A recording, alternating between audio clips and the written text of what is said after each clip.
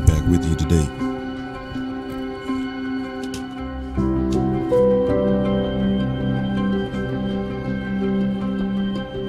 Hope you've been having a fantastic week.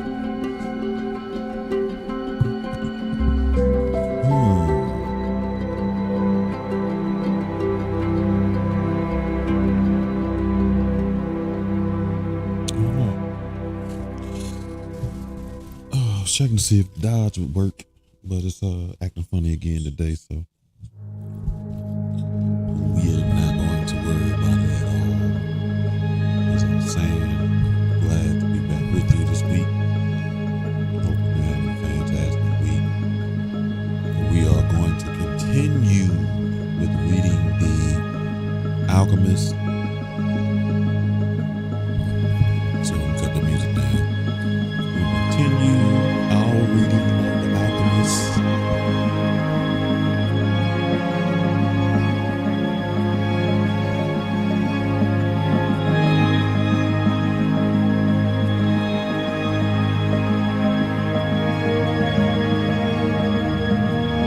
Make sure the music goes.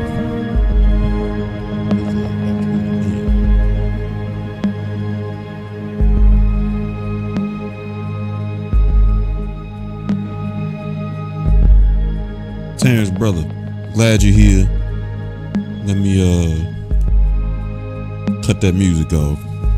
Give me a second, family.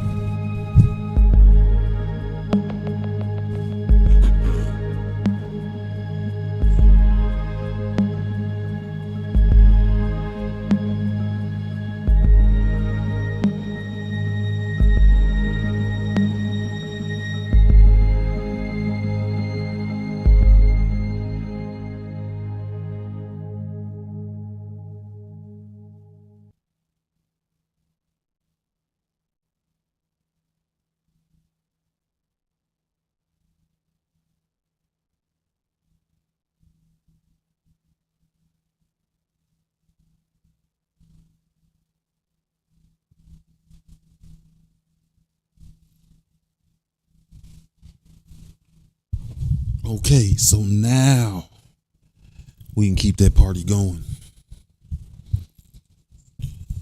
Oh man, it's been a great week for me. So, like I said, I hope it's been a great one for you all. We're gonna finish reading. Well, not finish reading. I don't even know what page we're on, but we're gonna continue reading The Alchemist. I think I want to do 369, breathing today. And we are back on our solar plexus for our visualizations. So, hold on.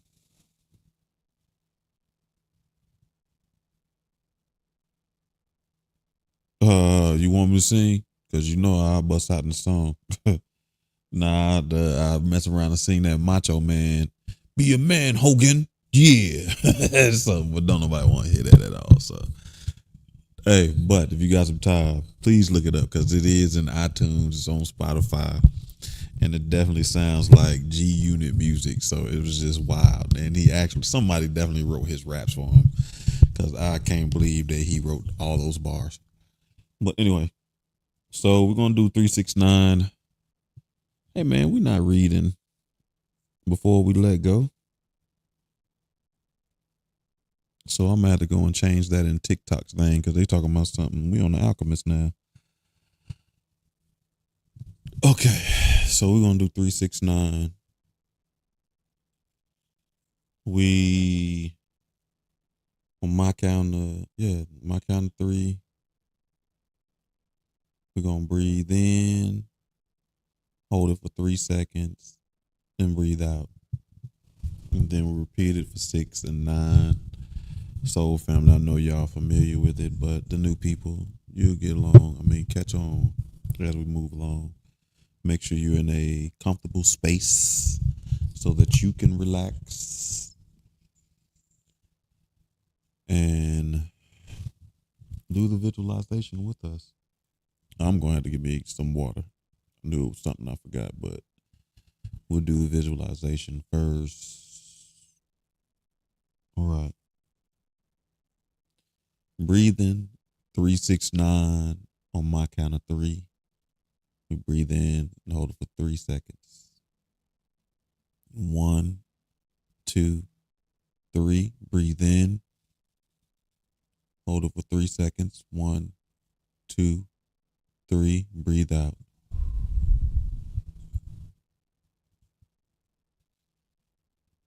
Count of three. Breathe in. 1, 2, 3. Breathe in. Hold it for 6 seconds. 1, 2, 3, 4, 5, 6, 7, 8, 9. Last time. My count of three. Breathe in. Hold it for 9 seconds. And breathe out. 1, 2, 3. Breathe in.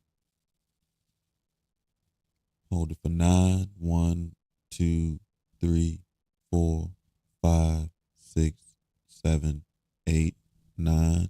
Breathe out. All right. So as I said, we are back on the solar plexus, and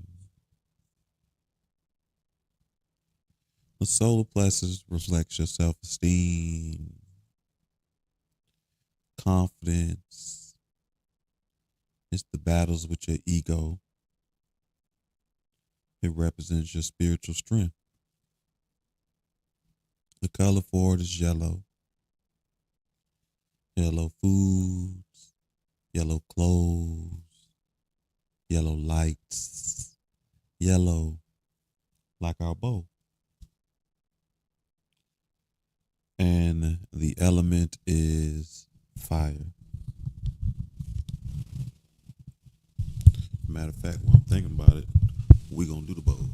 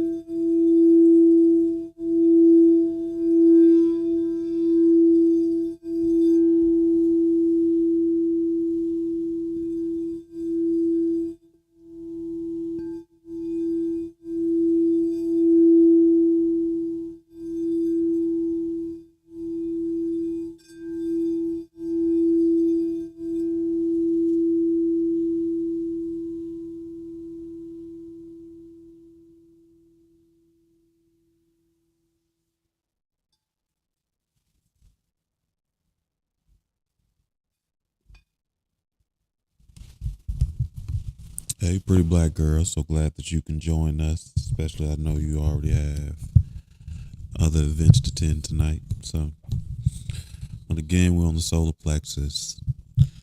The element for solar plexus is fire. So, our visualization is going to include that.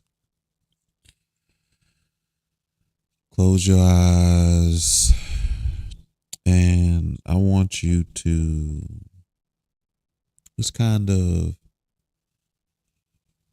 clear your mind, shake the thoughts off of the day where you just have a blank canvas. And I want you to look down at yourself where you can see your chest. And I want you to imagine that you can see into yourself. And as you look into yourself, you see what you imagine your perfectly healthy, spiritually healthy self standing there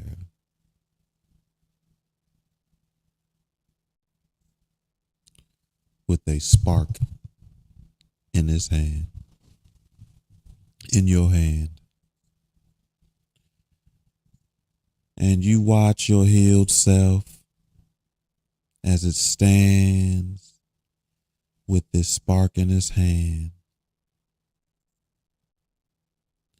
And all of a sudden, your healed self drops a spark.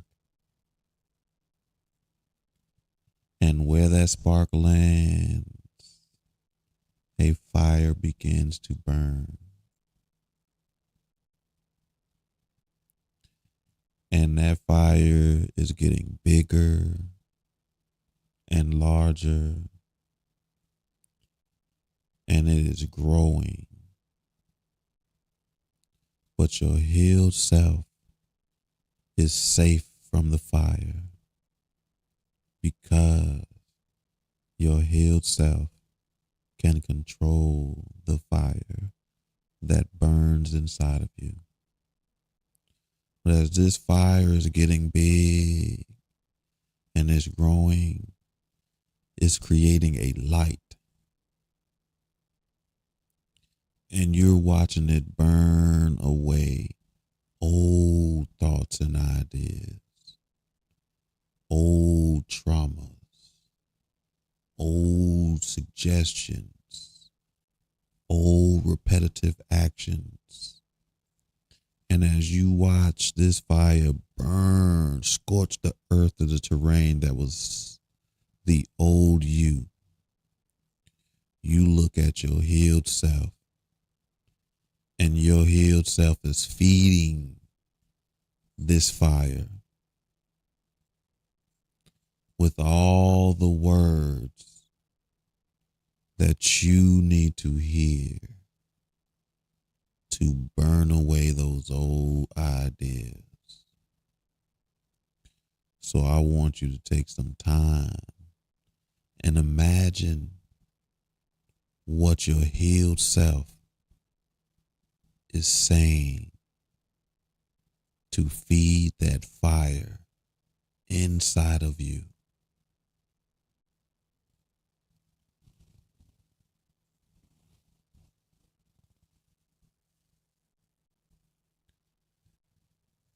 As you take a moment to think about that, I want you to repeat after me. I am confident. Feed the fire. I act with courage. Feed the fire. I am a powerful being. I am motivated, persistent, and successful. I honor myself.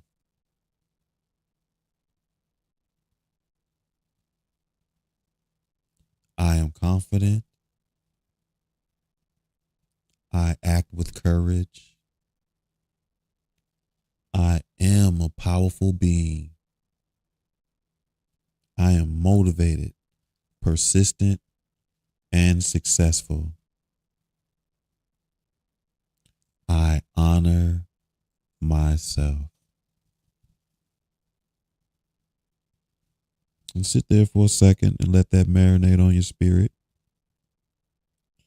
And we are going to get started with the Alchemist.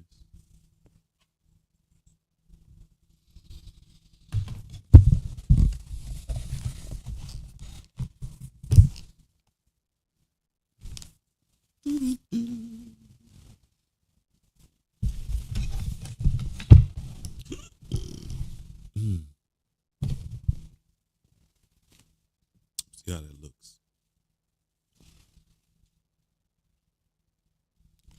Do a sound too far away. Move that up. Oh. Too far away. Kinda.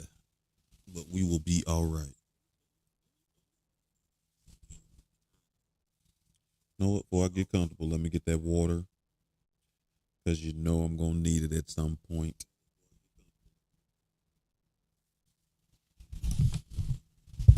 Ooh. See what I mean?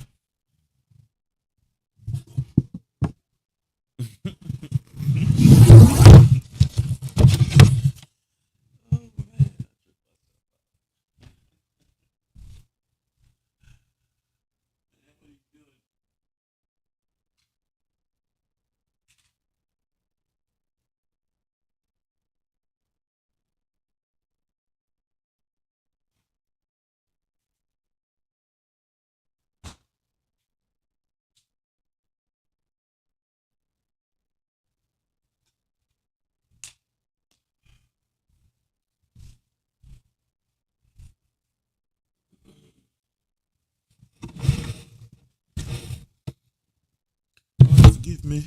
I should have used that be right back screen. I set up one of those for, oh my God, book club, everything. This one for book club when I'm gaming and for our Tuesday night shows.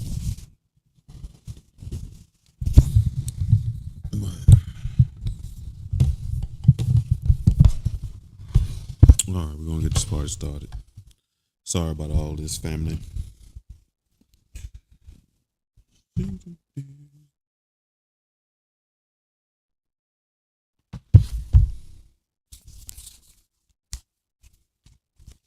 Where we at? They are in the deserts now, trying to get to Egypt.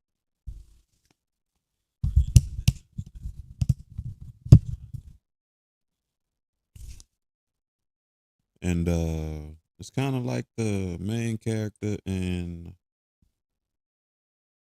Englishman.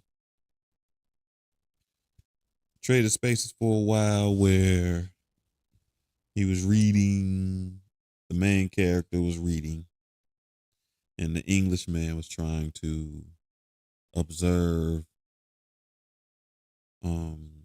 nature for any signs and omens. And he couldn't see any signs and omens by observing nature. And the main character, the boy, couldn't see any signs and omens by reading the books. And they also have the threat of a war, a tribal war going on as they work their way towards Egypt, their destination. So they're somewhere in the middle of the desert on that path. The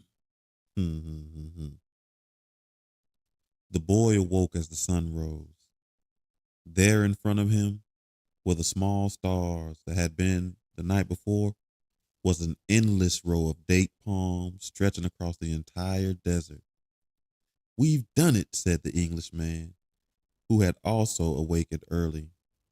But the boy was quiet.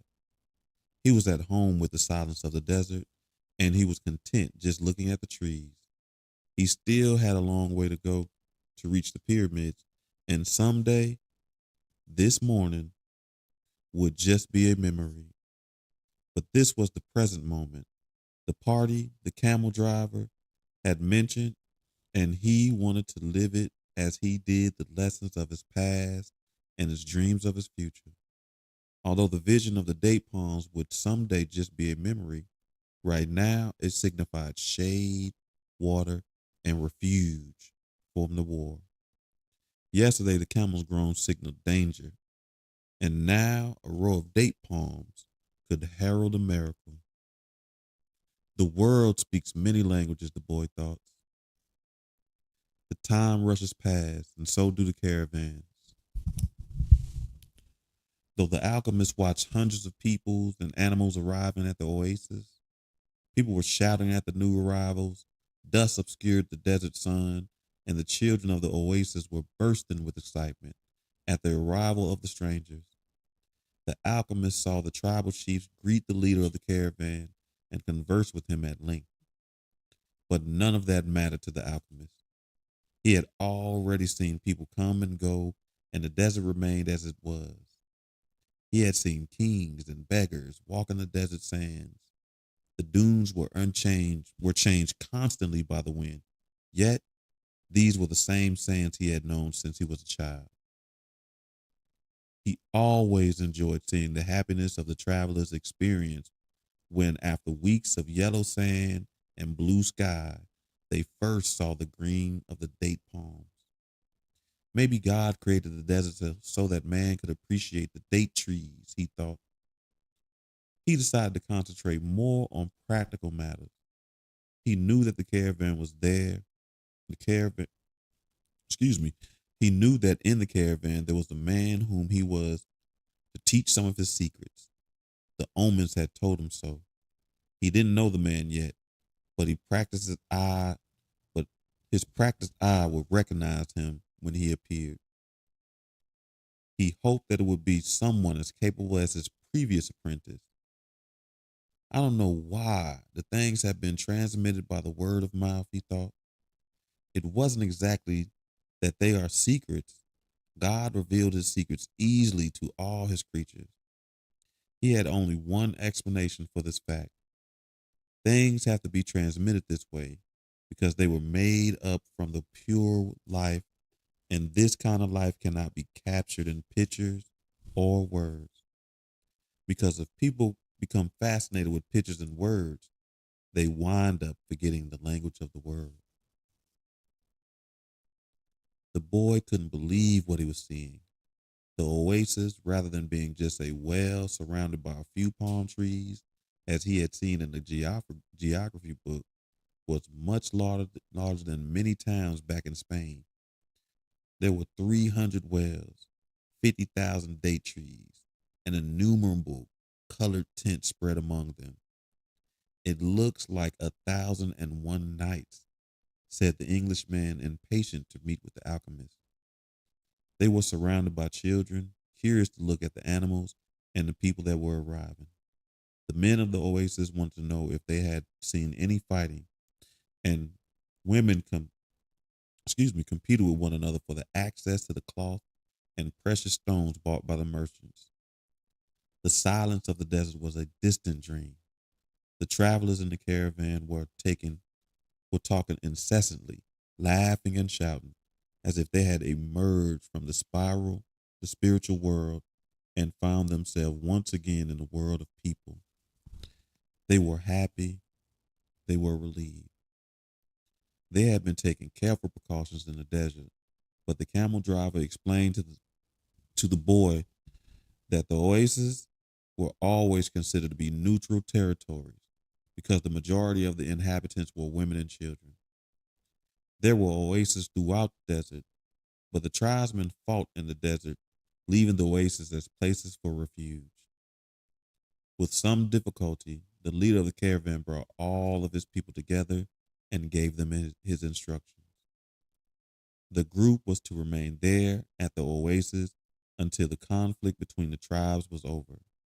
Since they were visitors, they would have to share a living space with those who lived there and would be given the best accommodations. That was the law of hospitality. Then he asked that everyone, including his own sentinels, hand over their arms to the man appointed by the tribal chieftains. Those are the rules of war, the leader explained. The oasis may not shelter armies or troops, To the boy's surprise, the Englishman took out a chrome plated revolver out of his bag and gave it to the men who were collecting the arms. Why a revolver? He asked. It helped me to trust in people, the Englishman answered. Meanwhile, the boy thought about his treasure. The closer he got to realization of his dream, the more difficult things became. It seemed as if what the old man had called beginner's luck were no longer functioning. And in his pursuit of this dream, he was being constantly subjected to tests of his persistence and courage. So he could not be hasty nor impatient. If he pushed forward impulsively, he would fail to see the signs and omens left by God along his path. God placed them along my path. He had surprised himself with the thought. Until then, he had considered the omens to be things of the world, like eating or sleeping, or like seeking love or finding a job. He had never thought of them in terms of the language used by God to indicate what he should do. Don't be impatient, he repeated to himself. It's like the camel driver said, eat when it's time to eat and move along when it's time to move along. That first day, everyone slept from exhaustion, including the Englishman. The boy was assigned a place far from his friend, in a tent with 5 other young men about his age. They were people of the desert and clamored to hear his stories about great cities. The boy told him about his life as a shepherd and was about to tell him about his experience at the crystal shop when the Englishman came into the tent. I've been looking for you all morning, he said, as he held the boy outside. I need you to help me find out where the alchemist lives. First, they had tried to find him on their own. An alchemist would probably live in a manner that was different from that of the rest of the people at the oasis, and it was likely that in his tent, an oven was continuously burning. They searched everywhere and found that oasis was much larger than they could have imagined. There were hundreds of tents. We've wasted almost the entire day, said the Englishman, sitting down with the boy near one of the wells. The Englishman didn't want to tell. Hold on. Maybe we better ask someone, the boy suggested. The Englishman didn't want to tell the others about his reasons for being at the oasis and couldn't make up his mind. But finally, he agreed that the boy, who spoke better Arabic than he, should do so. The boy approached the woman who had come to the well to fill a goat skin with water. Good afternoon, ma'am. I'm trying to find out where the alchemist lives here at this oasis. The woman said she had never heard of such a person and hurried away. But before she fled, she advised the boy that he better not try to converse with women who are dressed in black, because they are married women. He should respect tradition. The Englishman was disappointed, and it seemed he had made his friend what? It seemed he had made the long journey for nothing. The boy was also saddened. His friend was in the pursuit of his personal legend, and when someone was in such a pursuit, the entire universe made an effort to help him succeed. That's what the old king had said. He couldn't have been wrong. I had never heard of an alchemist before, the boy said. Maybe no one here has either. The Englishman's eyes lit up. That's it. Maybe no one knows what an alchemist is. Find out who it is that cures people's illnesses. Several women dressed in black came to the well for water, but the boy would not speak to none of them, despite the Englishman's insistence. Then a man approached. Do you know someone who cures people's illnesses? The boy asked. Allah cures our illnesses, said the man, clearly frightened of strangers. You're looking for witch doctors. He spoke some verses from the Quran and moved on. Another man appeared. He was older and carrying a small bucket. The boy repeated the question. Why do you want to find that sort of person? The Arab asked. Because my friend here has traveled for many months in order to meet with him, the boy said. If such a man is here at the oasis, he must be a very powerful one, said the old man after thinking for a few moments. Not even a tribal chieftain are able to see him when they want to, only when he contents. Wait for the end of the war, then leave with the caravan. Don't try to enter into the life of the oasis, he said, and walked away. But the Englishman was exultant. They were on the right track. Finally, a young woman approached who was not dressed in black. She had a vessel on her shoulder, and her head was covered by a veil, but her face was uncovered. The boy approached her to ask about the alchemist. At that moment, it seemed to him as time stood still, and the soul of the world surged within him. When he looked in her dark eyes and saw that her lips were poised between a laugh and silence, he learned the most important part of the language of the world, the language that everyone on this earth was capable of understanding in their heart. It was love. Something older than humanity, more ancient than the desert, something that exerted the same force whenever two pairs of eyes meet, as had theirs here at the well. She smiled, and that was certainly an omen. The omen had been waiting without even knowing he was for all his life. The omen he had sought to find with his sleep and in his books, in the crystals, and in the silence of the desert. It was pure language of the world. It required no explanation, just as the universe needed none as it travels through endless time. What the boy felt at that moment was that he was in the presence of the only woman in his life, and that, with no need for words, she recognized the same thing. He was more certain of it than anything in the world. He had been told by his parents and grandparents that he must fall in love and really know a person before coming committed. People tell you that. But maybe people who felt that way had never learned the universal language. They don't trust themselves. Because when you know that language, it's easy to understand that someone in the world awaits you, whether it's in the middle of a desert or in some great city.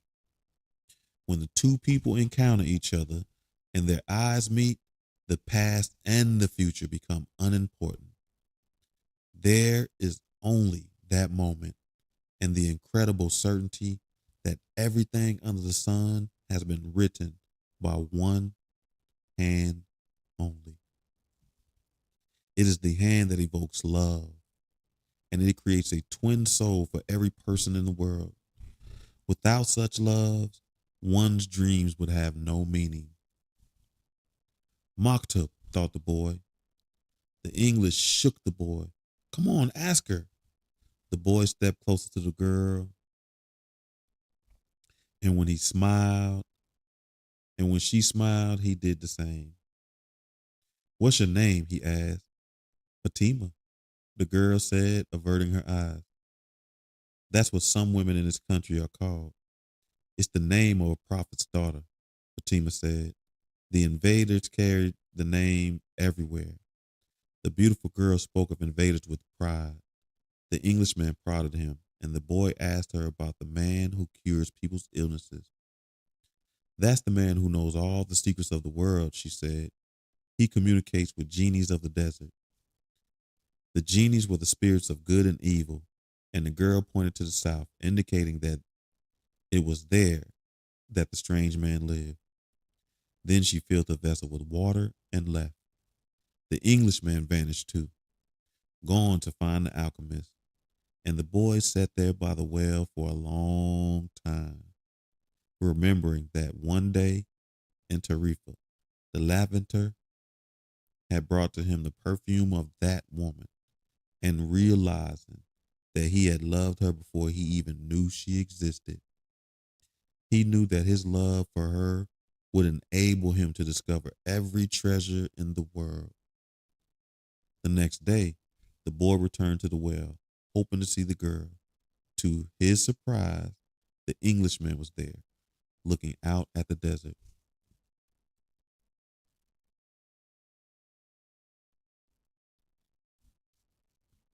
I waited all afternoon and evening, he said. He appeared with the first stars of the evening. I told him what I was seeking, and he asked me if I had ever transformed lead into gold. I told him that that was what I had come here to learn. He told me I should try to do so. That's all he said. Go and try. The boy didn't say anything. The poor Englishman had traveled all this way only to be told that he should repeat what he had already done so many times. So then try, he said to the Englishman. That's what I'm going to do. I'm going to start now. As the Englishman left, Fatima arrived to fill her vessel with water. I came just to tell you one thing, the boy said. I want you to be my wife. I love you. The girl dropped the container and the water spilled. I'm going to wait here every day for you.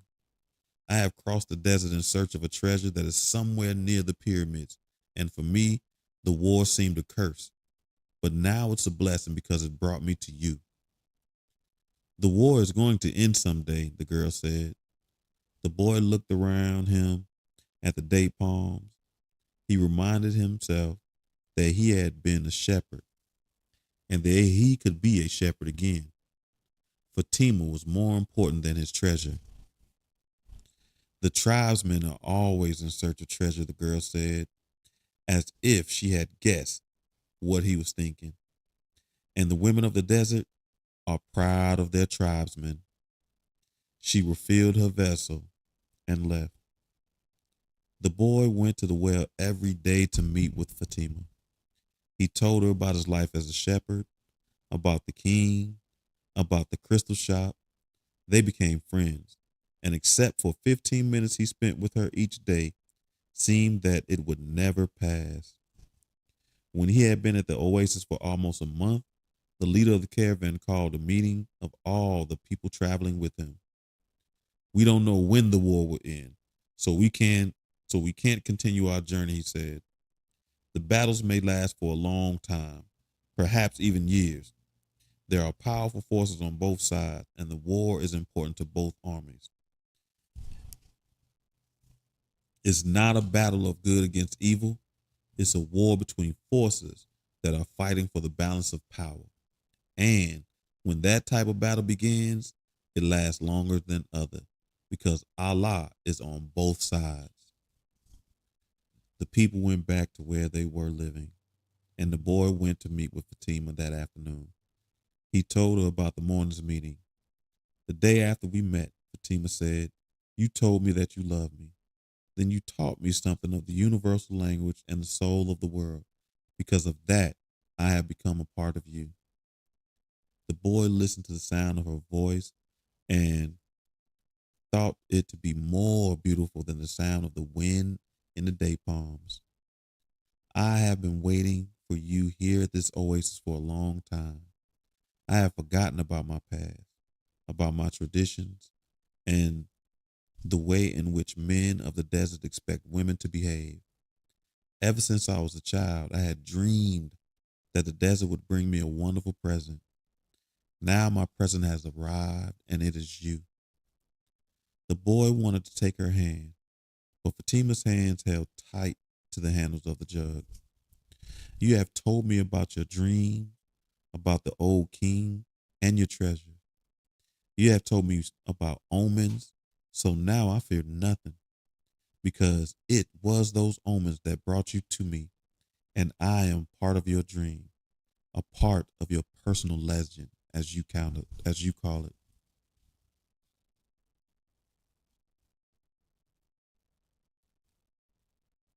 That's why I want you to continue towards your goal. If you have to wait until the war is over, then wait. But if you have to go before then, go on in pursuit of your dream. The dunes are changed by the wind, but the desert never changes. That that's the way it will be with our love for each other. Maktu, she said, if I'm really a part of your dream, you'll come back one day.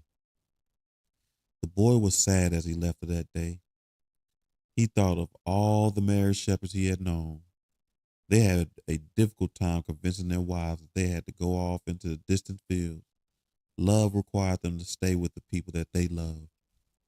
He told Fatima that at their next meeting, the desert takes our men from us, and they don't always return, she said. We know that, and we are used to it. Those who don't return become a part of the clouds, a part of the animals that hide in the ravines, and of the water that comes from the earth. They become a part of everything. They become the soul of the world. Some do come back, and then the other women are happy because they believe that their men may one day return as well. I used to look at those women and envy their happiness. Now, I too will be one of the women who wait. I'm a desert woman, and I'm proud of that. I want my husband to wander as free as the wind that shapes the dunes. And if I have to, I will accept the fact that he has become a part of the clouds and the animals and the water of the desert. The boy went to look for the Englishman. He wanted to tell him about Fatima. He was surprised when he saw that the Englishman had built himself a furnace outside of his tent. It was a strange furnace fueled by firewood, with a transparent flask heating atop. The Englishman stared out at the desert. His eyes seemed brighter than they had been when he was reading his book. This is the first phase of the job, he said. I have to separate out the sulfur. To do that successfully, I have to have near what? I have to have no fear of failure. It was my fear of failure that first kept me from attempting the master work. Now I'm beginning what I could have started 10 years ago, but I'm happy at least that I didn't wait 20. I know that's right. He continued to feed the fire, and the boy stayed until the desert turned pink in the setting sun. He felt the urge to go out into the desert to see if his silence held the answers to his questions. He wandered for a while, keeping the date palms of the oasis in sight. He listened to the wind. He felt the stones beneath his feet. Here and there, he found a shell and realized that the desert in remote times had been a sea. He sat on a stone and allowed himself to become hypnotized by the horizon. He tried to deal with the concept of love as a distinct from possession and couldn't separate them. But Fatima was a woman of the desert, and if anything could help him to understand, it was the desert. Give me a second, let me get a drink. It's an interesting love story.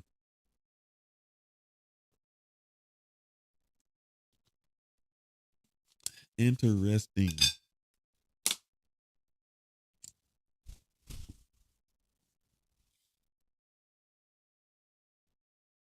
As he sat there, he sensed movement above him.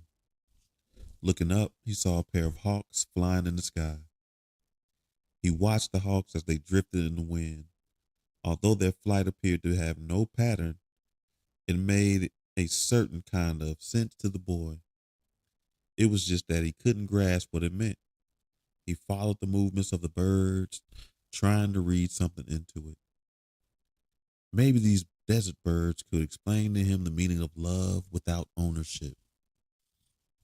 He felt sleepy. In his heart, he wanted to remain awake, but he also wanted to sleep. I'm learning the language of the world, and everything in the world is beginning to make sense to me, even the flight of the hawks, he said to himself. And in that mood, he was grateful to be in love. When you are in love, things make even more sense than he thought. Suddenly, one of the hawks made a flashing dive through the sky, attacking each other. As it did so, a sudden fleeting image came to the boy, an army with the swords at ready. riding into the oasis. The vision vanished immediately, but it had shaken him. He had heard of people speaking of mirages and had already seen some himself.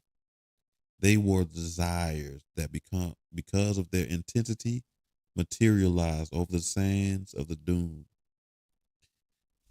But he certainly didn't desire that any army invade the oasis. He wanted to forget about the vision and return to his meditation. He tried again to concentrate on the pink shades of the desert and its stones, but there was something there in his heart that wouldn't allow him to do so.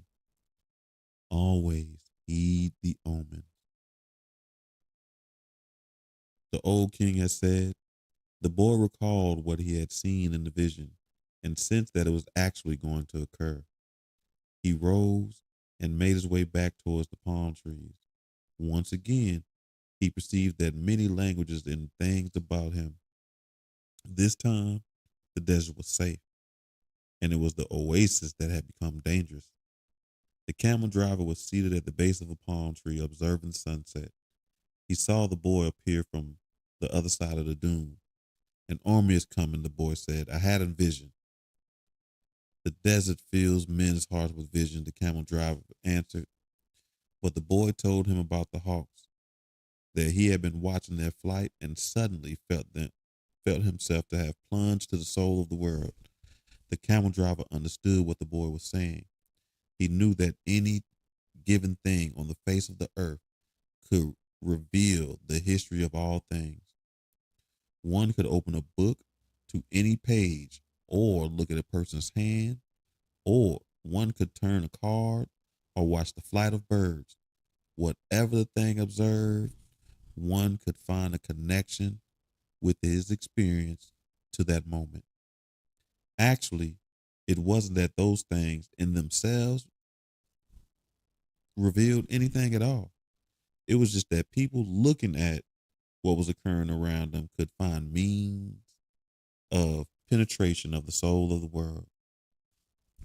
The desert was full of men who earned their living based on the ease with which they could penetrate the soul of the world. They were known as seers, and they were held in fear by women and the elderly. Tribesmen were also weary of consulting them because it would be impossible to be effective in battle if one knew that his fate was to die. The tribesmen preferred the taste of battle and the thrill of not knowing what the outcome would be. The future was already written by Allah, and what had been written was always for the good of man. So the tribesmen lived only for the present, because the present was full of surprises, and they had to be aware of many things. Where was the enemy's sword? Where was his horse? What kind of blow should one deliver to the next in order to remain alive? The camel driver was not a fighter, and he had consulted with the seers. Many of them had been right about what they said, while some have been wrong. Then one day, the oldest seer he had ever sought out, and the one most to be feared, had asked why the camel driver was so interested in the future. Well, so I can do things, he had responded, and so I can change those things that I don't want to happen. But then they wouldn't be a part of your future, the seer said. Well, maybe I just want to know what the future is so I can prepare myself for what's coming. If good things are coming, they will be pleasant surprises, said the seer. If bad things are, and you know in advance, you will suffer greatly before they occur. I want to know about the future because I am a man, the camel driver had said to the seer, and men always live their lives based on the future. The seer was a specialist in casting up twigs. He threw them on the ground and made interpretations based on how they fell. One day, he didn't make a cast. He wrapped the twigs in a piece of cloth and put them back in his bag. I make a living forecasting the future for people, he said. I know the science of twigs, and I know how to use them to penetrate the place where all is written. There, I can read past, discover what has already been forgotten, and understand the omens that are here in the present. When people consult me, it's not that I'm reading the future, I'm guessing at the future. The future belongs to God, and it's only He who reveals it under extraordinary circumstances. How do I guess the future? Based on the omens of the present. The secret is here in the present. If you pay attention to the present, you can improve upon it. And if you improve upon the present, what comes later will also be better. Forget about the future and live each day according to the teachings, confident that God loves his children. Each day in itself brings with it an eternity. The camel driver had asked what the circumstances were under which God would allow him to see the future. Only when he himself reveals it. And God only rarely reveals the future. When he does so, it's for only one reason. It's a future that was written so as it to be altered. God has shown the boy a part of the future the camel driver thought. Why was it that he wanted the boy to serve as his instrument? Go and speak to your tribal chieftain, said the camel driver. Tell them about the armies that are approaching. They'll laugh at me. They are men of the desert, and the men of the desert are used to dealing with omens. Well, then, they'll probably already know. They're not concerned with that right now. They believe that if they have to know about something Allah wants them to know, someone will tell them about it. It has happened many times before, but this time the person is you. The boy thought of Fatima, and he decided he would go see the chieftains of the tribe. The boy approached the guard at the front gate. What? Okay, cool. The boy approached the guard at the front gate of a huge white tent at the center of the oasis. I want to see the chieftains.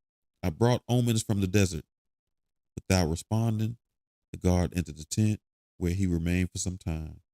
When he emerged, it was with a young Arab dressed in white and gold.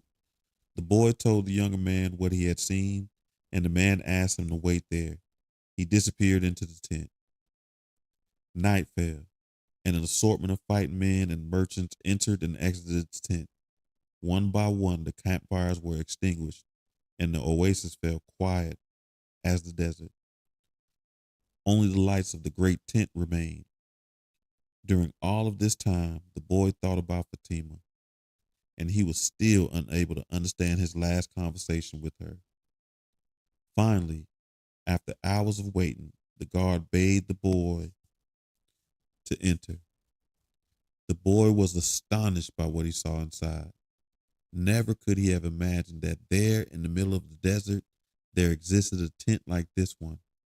The ground was covered with the most beautiful carpets he had ever walked upon, and from the top of the structure hung lamps of hand-wrought gold, each with a lighted candle.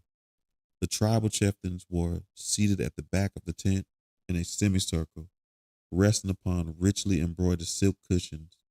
Servants came and went with silver trays laden with spices and tea. Other servants maintained the fires and the hookahs. The atmosphere was suffused with sweet scent of smoke. There were 8 chieftains, but the boy could only see immediately which of them was the most important. The Arab dressed in white and gold, seated at the center of the semicircle. At his side was a young Arab, the boy he had spoken with earlier. Who is this stranger who speaks of omens? Asked one of the chieftains, eyeing the boy. It is I, the boy answered, and he told them what he had seen. Why would the desert reveal such things to a stranger when it knows that we have been here for generations? Said another chieftain. Because my eyes are not yet accustomed to the desert, the boy said. I can see things that eyes habituated to the desert might not see. And also because I know about the soul of the world, he thought to himself. The oasis is neutral ground. No one attacks the oasis, said the third chieftain. I can only tell you what I saw. If you don't want to believe me, you don't have to do anything about it. The men fell into an animated discussion. They spoke in an Arabic dialect that the boy didn't understand. But when he made to leave, the guard told him to stay. The boy became fearful. The omens told him that something was wrong. He regretted having spoken to the camel driver about what he had seen in the desert. Suddenly, the elder at the center smiled almost imperceptible, and the boy felt better. Imperceptible. There we go. The boy hadn't participated in the discussion, and in fact, hadn't said a word up until that point. The boy was already used to the language of the world, and he could feel the vibrations of peace throughout the tent. Now his intuition was that he had been right in the coming. The discussion ended. The chieftains were silent for a few moments as they listened to what the old man was saying. Then they turned to the boy. This time his expression was cold and distant. 2,000 years ago in a distant land, a man who believed in dreams was thrown into a dungeon and then sold as a slave. The old man said, now in a dialect the boy understood, our merchants brought that man and brought him to Egypt. All of us know that whoever believes in dreams also knows how to interpret them. The elder continued, when the Pharaoh dreamed of cows that were thin and cows that were fat, this man I'm speaking of rescued Egypt from famine. His name was Joseph. He too was a stranger in a strange land like you. And he was probably about your age. He paused and his eyes were still unfriendly. We always observe tradition. The tradition saved Egypt from famine in those days and made the Egyptians the wealthiest of people. The tradition teaches men how to cross the desert and how their children should marry. The tradition says that an oasis is a neutral territory because both sides have oases, so both are vulnerable. No one said a word as the old man continued, but the tradition also says that we should believe in the messages of the desert. Everything we know was taught to us by the desert. The old man gave a signal, and everyone stood. The meeting over. The hookahs were extinguished, and the guard stood at attention. The boy made ready to leave, but the old man spoke again. Tomorrow, we are going to break the agreement that says that no one at the oasis may carry arms. Throughout the entire day, we will be on the lookout for our enemies. When the sun sets, the men will once again surrender their arms to me. For every 10 dead men among our enemies, you will receive a piece of gold. But arms cannot be drawn unless they are also go into the battle. Arms are precarious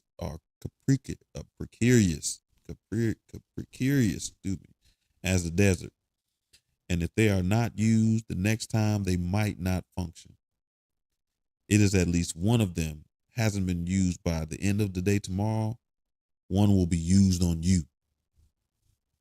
When the boy left the tent, the oasis was illuminated only by the light of the full moon. He was 20 minutes from his tent, and he began to make his way there. He was alarmed by what had happened. He had succeeded in reaching through the soul of the world, and now the price for having done so might be his life. It was a frightening bet, but he had been making risky bets ever since the day he had sold his sheep to pursue his personal legend. And as the camel driver said, to die tomorrow was no worse than dying any other day. Every day was there to be lived or to mark one's departure from this world. Everything depended on one word, Maktu. Walking along in the silence, he had no regrets. If he died tomorrow, it would be because God was not willing to change the future. He would at least have died after crossing the strait, after having worked in a crystal shop, and after having known the silence of the desert and Fatima's eyes. He had lived every one of his days intensely since he had left home so long ago. If he died tomorrow, he would already have seen more than any other shepherd, and he was proud of that.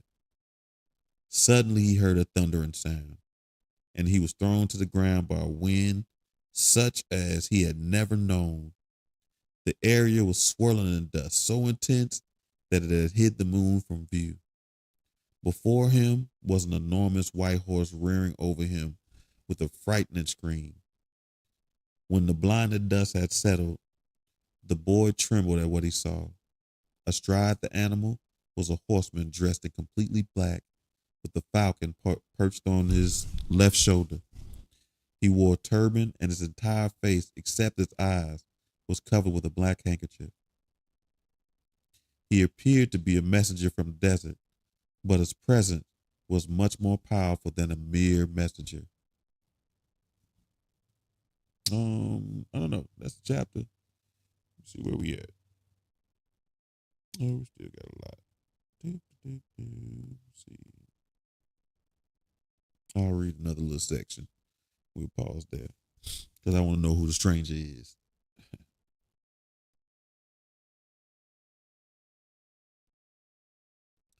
The strange horseman drew an enormous curved sword from a scabbard mounted on his saddle. The steel of his blade glittered in the light of the moon. Who dares to read the meaning of the flight of the hawks? He demanded, so loudly that his words seemed to echo through the 50,000 palm trees of Al. It was I who dared to do so, said the boy. He was reminded of the image of Santiago Matamoros, mounted on his white horse, with the infidels beneath his hooves. This man looked exactly the same, except that now the roles were reversed.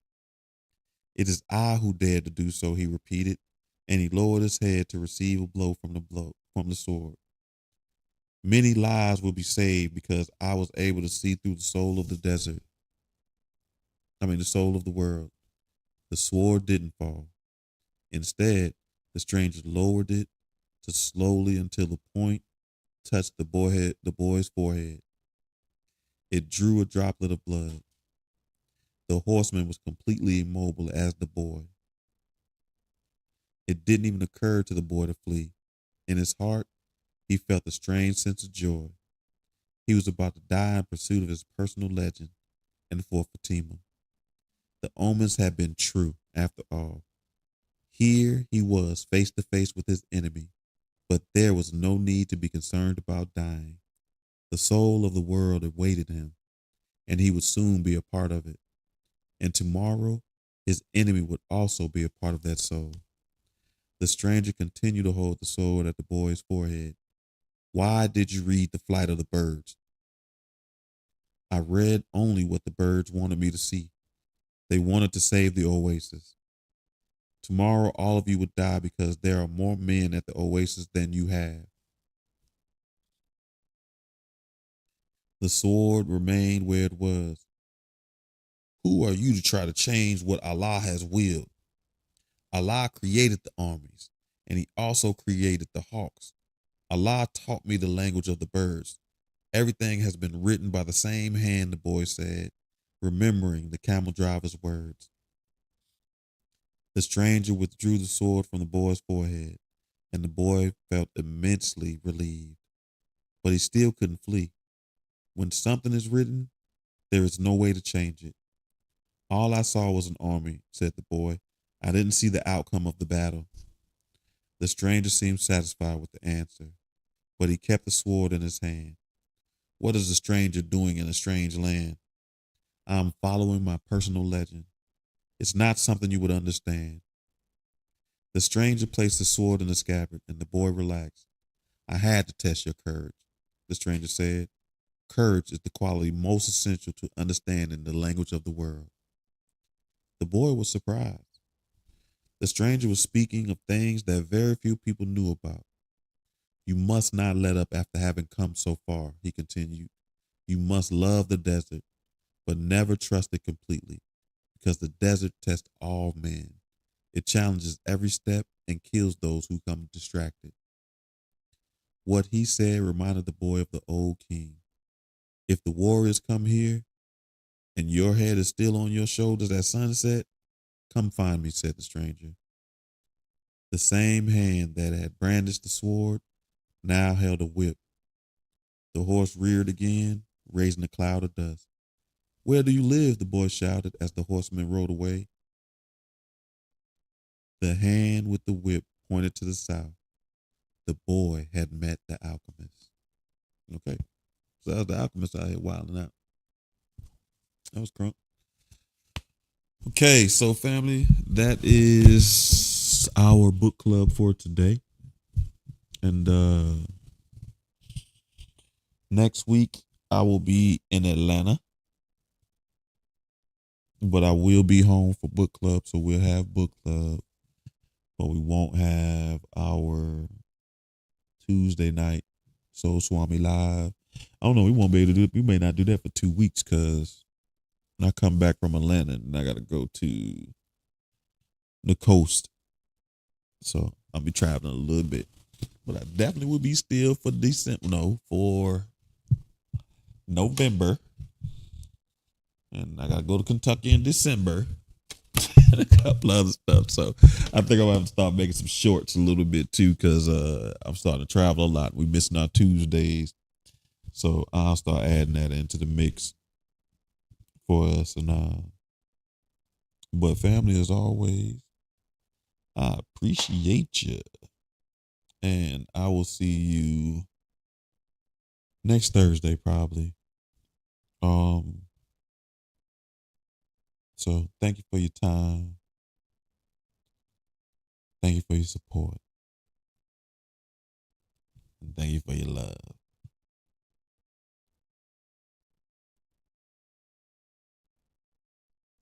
That's it.